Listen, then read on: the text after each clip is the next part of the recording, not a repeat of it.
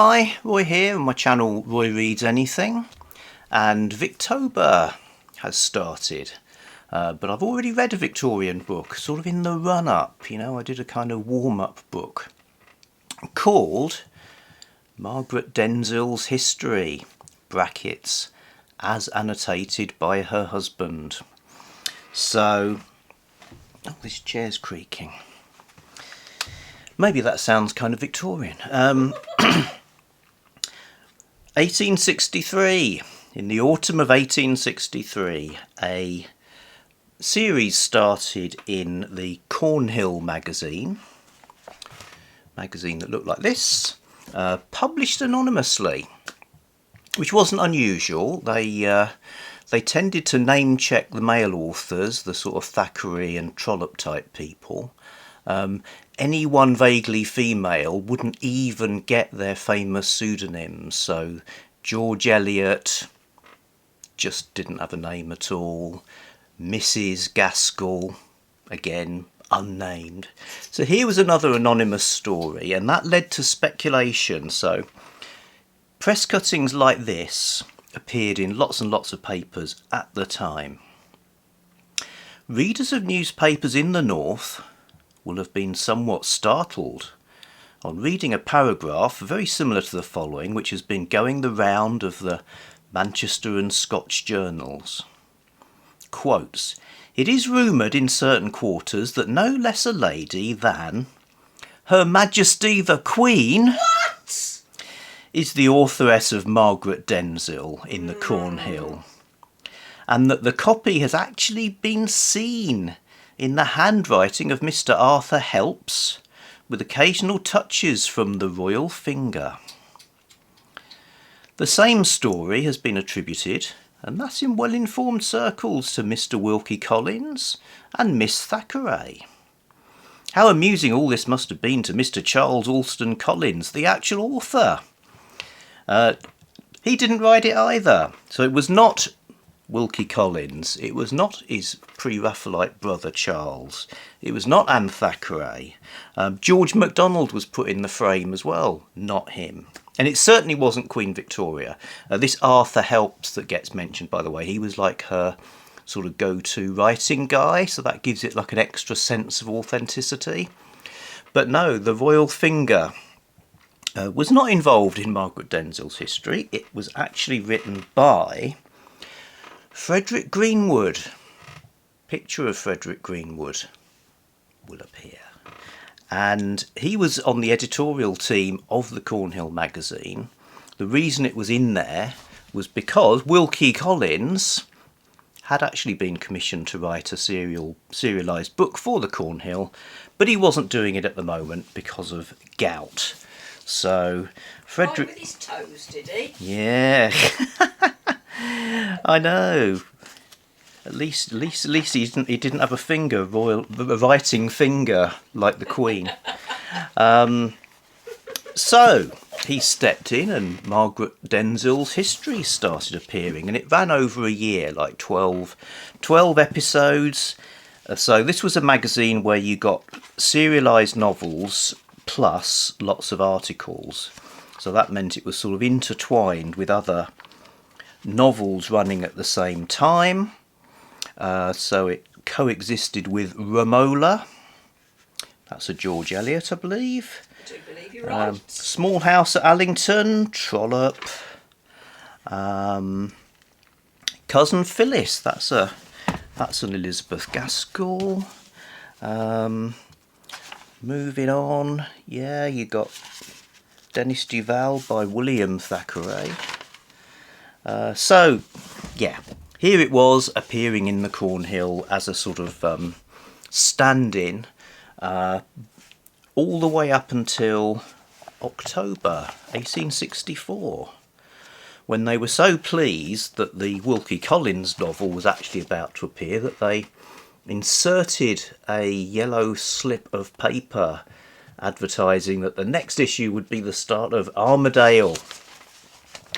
And I do actually wonder whether Frederick Greenwood had to sort of wrap up Margaret Denzil quite quickly, because it's like, oh, hold the phone. Getting the real serial soon. But this Margaret Denzil's history, which is completely forgotten, it was really difficult to get. I mean, in the end, I downloaded PDFs from Internet Archive and then sent them to my Kindle Scribe. Actually, that's not very difficult, is it really? Except in a sort of first world way. But it's not as famous a sensation novel as like several others. So it was republished as a book, as a 2-volume novel after this. So what did people think about it at the time? Diving back into the press cuttings. Well, some people liked it, such as the Kilmarnock Daily Register. Margaret Denzil has more of the dreamy, hazy shadow about it than we like. Still, it is a well-told tale. 2 novelties are started. One, Margaret Denzil, wild and weird. The other, Cousin Phyllis, simple and natural. Both full of promise and performance in their respective ways.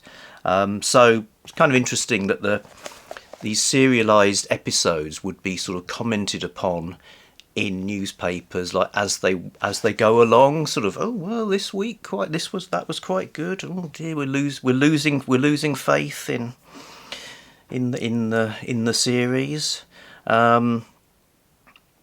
Margaret Denzil is a story with a carefully wrought plot and contains in great strength all possible elements of sensation writing.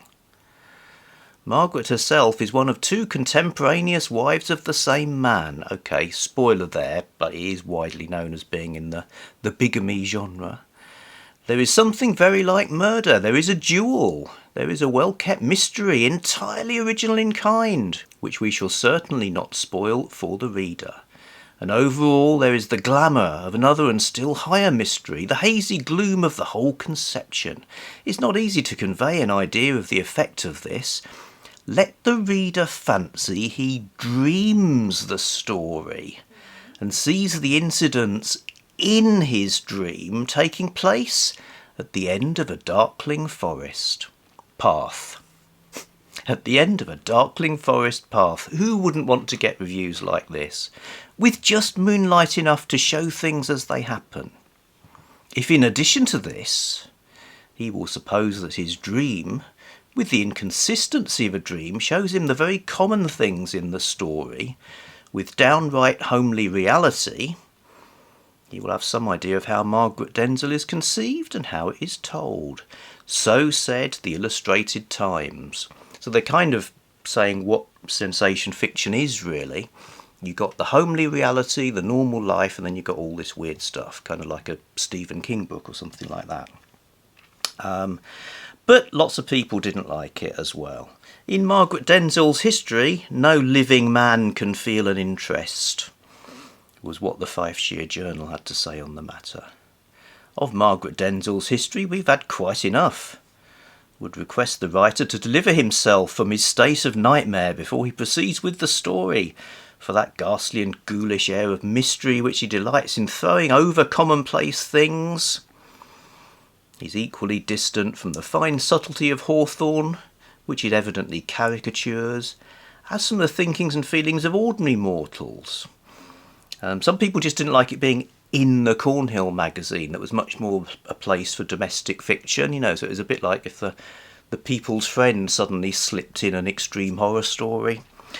What else? Literary merit cannot... Oh yes, it's obscure, weird, lurid, spasmodic and uncomfortable. Margaret Denzil's history, while those... Oh, here we go, yeah. The Cornhill is unfortunate in fiction apart from Mr. Trollope. If any of its readers are pursued by the remembrance of an utterly absurd and worthless story called The Portent, that was George MacDonald, which disfigured the early numbers of the magazine, they will possess a standard by which to measure Margaret Denzil's history. While those who do not remember The Portent will need to read a few pages of its parallel in order to understand what nonsense may be written and actually printed. A young lady who threads her way down a brook until she comes to a pond, in which she suddenly finds herself naked, picking up bits of lace and a string of beads with her toes, is the promising heroine of this congenial fiction. This absurd production is appropriately illustrated by the very worst drawing we ever remember to have seen. Not to that reviewer's taste in the Morning Post. But what did I think of it? Well, dude has a bit of a point. It's a little bit uneven. There are times when it gets a bit hard to follow, particularly a chapter that's mostly done in reported speech. But I thought it was, not in the first rank of sensation novels, but I did really enjoy it. And going way back to the beginning, the title is Margaret Denzil's History, annotated by her husband. So this annotated by her husband bit means that it's being written in the first person by Margaret Denzil, and occasionally her husband, after the fact, is putting in his own interjections. I thought that was really interesting as a sort of playing with form, which is one of the Victober challenges. But it's not used in a very interesting way. There's not as much of it as I'd hoped, and it's not as if it's a sort of counter narrative. Really, it's more like for some reason we need the guy to weigh in and sort of illuminate a few points. But it opens really well, and all that stuff about the dreaminess and so on. It does have a really weird opening, which is great. Like most sensation fiction, there's no actual card-carrying ghosts, but there are sort of memories and apparitions, and she's kind of seeing a doubling of herself in the mirror that sometimes seems to have its own agency as her forgotten mother. So one of the mysteries is, who are her parents? So this Margaret Denzil, raised in a forest by people she thinks are her parents, they obviously don't like her very much. And so, what's that all about? A stranger comes along, Denzil, and he funds her going to school, so she's going away to boarding school. Why is he doing this? And various mysteries on mysteries ensue. There's the parenthood thing. There's the what's happened to Mr. Denzil's first wife. He actually marries her, and I've kind of forgotten how kind of icky that is, because he's in his 40s. He marries her like the moment she's like 16. Yeah, and then it gets worse, because it's like she comes to believe that he financially supporting her and getting her sent away to school was to like prepare her for marriage. Yeah, so did that really happen in that way? And what's happened to his first wife? So there is, in the sensation mode, sort of things galore. We like things galore. Well, you've got to have things in your books, really, haven't you? Otherwise, where will we be? Thingless. What else? What else did I need to say? Yes, massive twist at the end, which I didn't see coming. Apparently, he rewrote it a bit before it was published in book form.